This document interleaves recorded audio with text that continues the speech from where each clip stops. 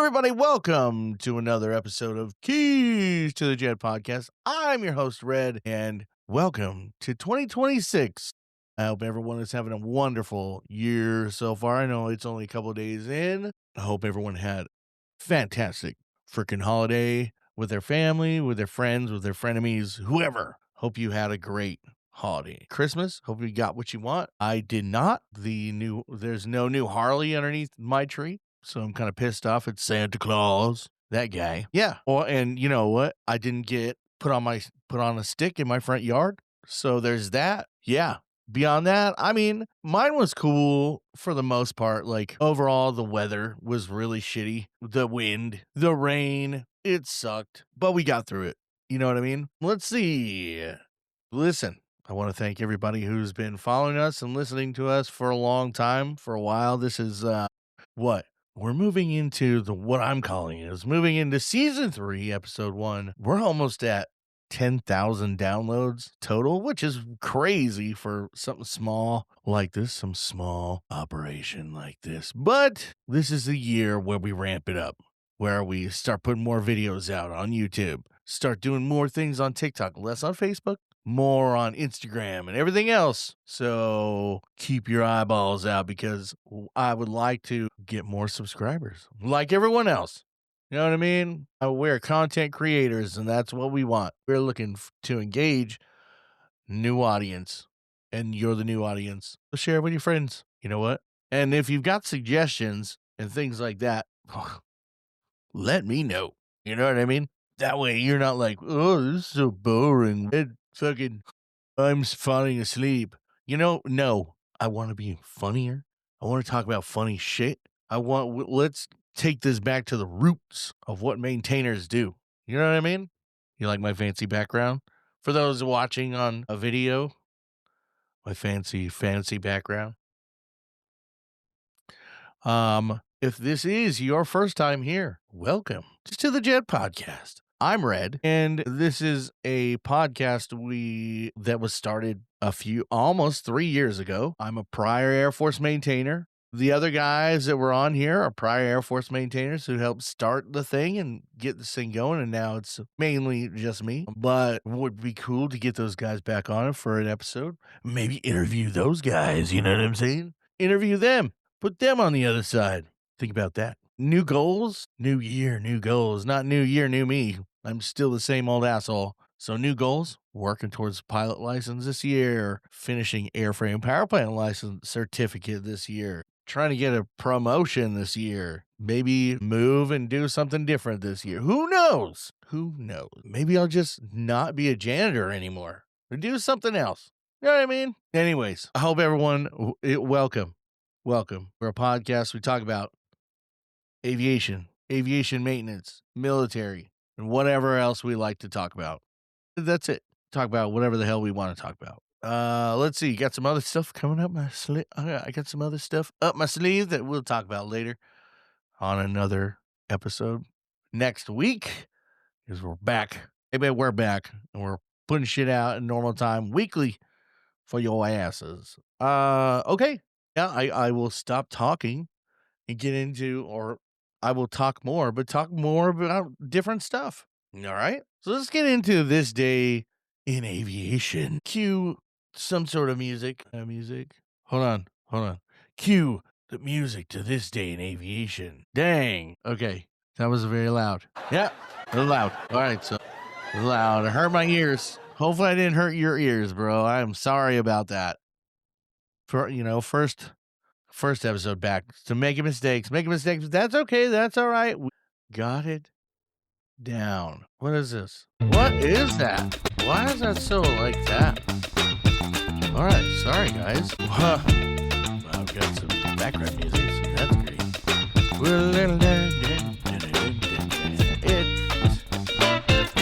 Why? Okay, my spot keeps moving. Hold on.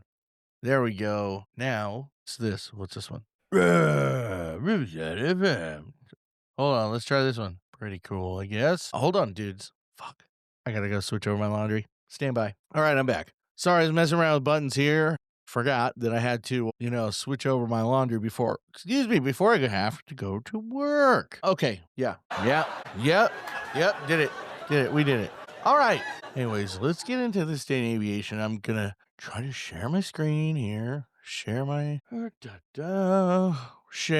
screen so I can screen. All right, dude. Here we go. January 8, 1944. At Muroc Army Airfield, later to become Edwards Air Force Base, the Lockheed Aircraft Corporation's chief engineering test pilot, Milo Garrett Burcham, took the prototype model L-140, the Army Air Force's XP-80 Shooting Star, for its first flight. Would you look at that thing? Early on the morning of the scheduled first flight of the XP-80, busload after busload of political dignitaries and almost every general in the Army Air Force arrived at northwest end of the lake, a short distance from our hangar. Scheduled takeoff time had passed. I was afraid Milo was having difficulties. Then I heard the H-1B fire up and taxied by on the lake bed in front of our ramp. What a beautiful bird. Another product of Kelly Johnson, Lockheed's fame, chief design engineer. Tricycle gear, very thin wings, and a clear view bubble canopy. Milo gave me the okay sign. This was the initial flight of America's second jet fighter. And what a flight it was. Milo taxied along in front of generals, politicians, turned south, and applied full power. The smoke and sand were flying as the engine reached full power, and the XP-80 roared down the lake. Milo pulled her off, retracted gear and flaps, and held her on the deck. Accelerating, he pulled up in a climbing right turn, rolled into a left turn to a north heading, and from an altitude estimated to be 4,000 feet, entered a full-bore dive headed for the buses. He started to pull up in front of our hangar. It was in a 60-degree climb when he passed over the buses, doing consecutive aileron rolls at 60 degrees per second, up to 10,000 feet. So a few minor problems caused Bertram to end the flight after approximately 5 minutes, but these quickly resolved and flight test continued. That's kind of cool, man. Let's see. Let's go to the next one. Dun, dun, dun. La, la, la. A lot of words on this here page, but it's kind of cool. There's a lot of cool stuff in here. Okay, a lot of cool stuff. All right, well, hey, listen, folks, that was this day in aviation. I'm gonna stop sharing this page, and I'm gonna go over here to this one. Yeah, okay. Sorry, I've got a little spacey there. Let's see. I haven't eaten yet, so been working on that. Let's see. Let's go to the news. And I'm gonna talk like that. Probably going to talk like the newscasters. You know what I mean? You know what I mean? Let's go share this one. We're going to the War Zone. It's a magazine that has war zone stuff in it. Let's see. Yeah, okay. Here we go. U.S. Marine Corps USMC XQ-58 Valkyrie development makes leap forward with new contract. Northrop Grumman has now joined the effort to craft a fully missionized version of Kratos XQ-58 for the Marine Corps. Wow. Just something the Marines need, Something else to fucking crash. The Marine Corps pursued a fully missionized version of Kratos' stealthy XQ-58 Valkyrie drone has taken another step forward with a new announcement that Northrop Grumman is now aiding in the effort. Northrop Grumman says it will deliver a mission kit that includes its Prism autonomy package, sensors, and other capabilities to help fully turn the Valkyrie into what looks set to be Marine's first operational collaborative combat aircraft. Oh, Northrop Grumman announced today has received a competitively awarded deal in relation to what is now formerly known as the Marine Corps Marine Air Ground Task Force Uncrewed Expeditionary Tactical Aircraft. What shit, fucking cool. Marines are getting a new drone. Wow, okay.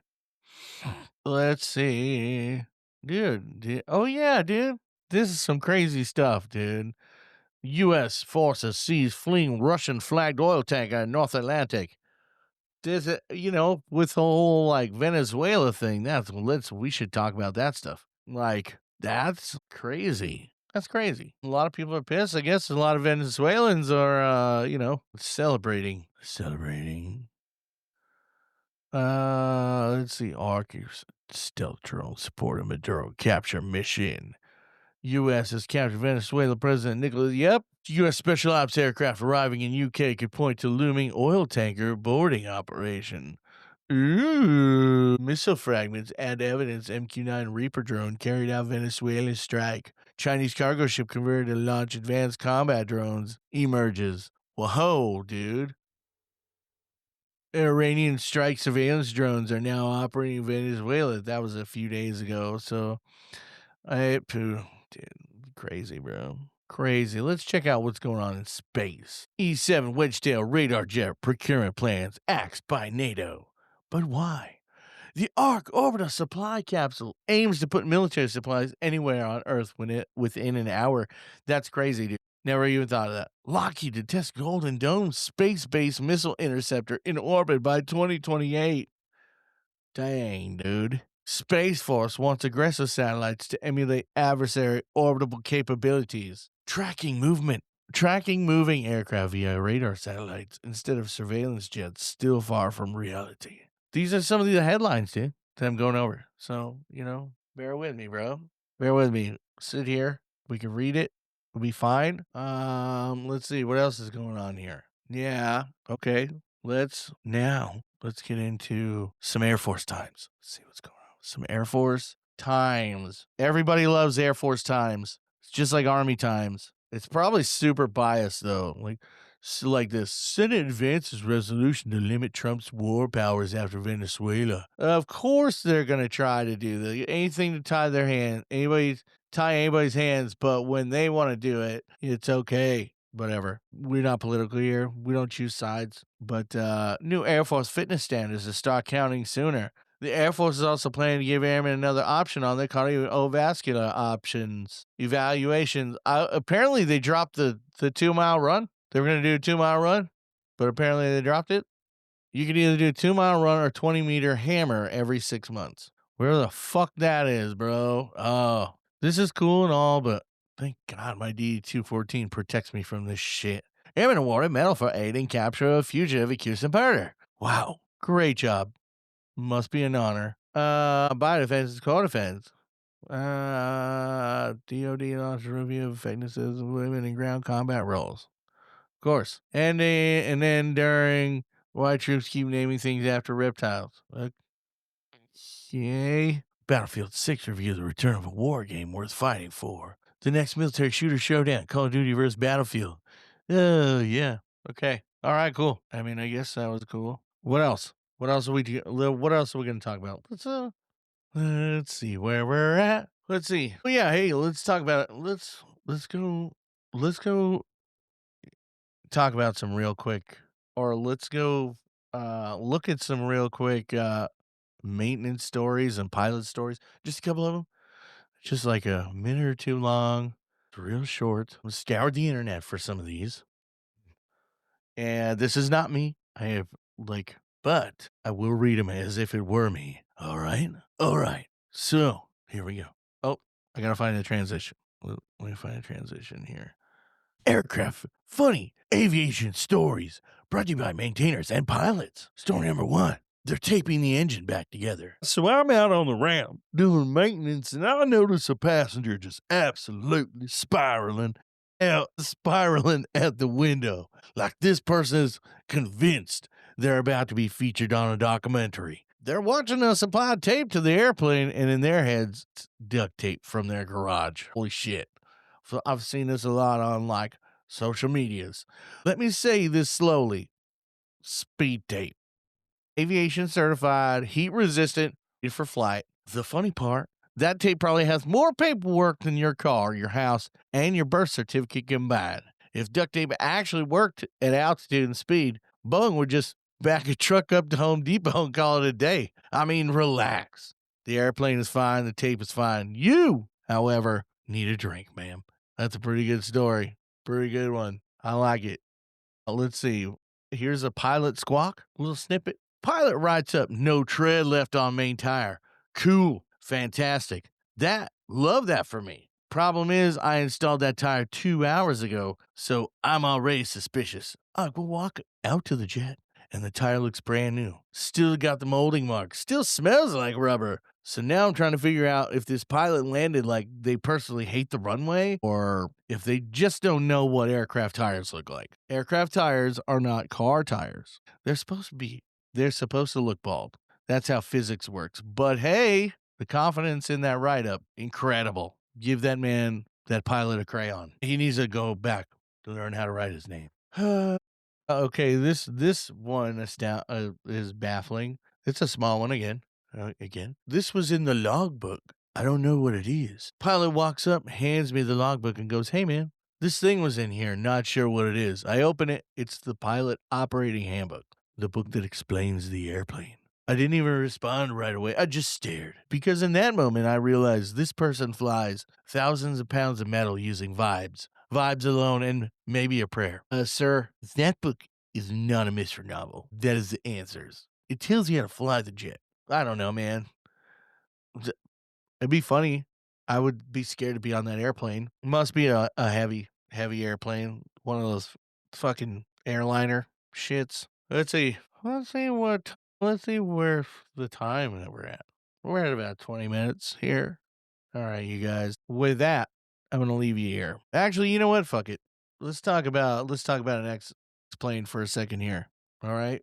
Let's go over here and talk about the Convair X6. Convair X6 X plane used for some scientific research. Pretty cool. Convair X6 was an experimental aircraft project to develop and evaluate nuclear powered jet aircraft. Experiments were carried out on a test lab aircraft named Convair and B 36H, based on the B-36 bomber. The program was canceled before the actual X-6 and its nuclear reactor engines were completed. The X-6 was part of a larger series of programs that ran from 1946 through 1961 and cost $7 billion. The basic idea was that nuclear-powered strategic bombers would be able to stay airborne for weeks at a time as their range would not be limited by liquid jet fuel. That's crazy, dude.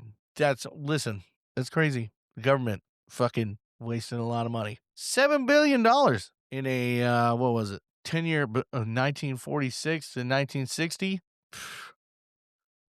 That went nowhere. Nowhere at all.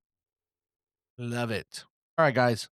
Listen, if you've lasted this long, thank you very much. I really appreciate you. Love you guys. Again, we're going on almost 3 years. Yeah, share with your friends, share with your frenemies. Also, to our patrons, Gregory, the mayor, Freaky Freeland, Goodyear, and fuck you, Cody. We love you guys. Thank you very much for supporting us, supporting this channel.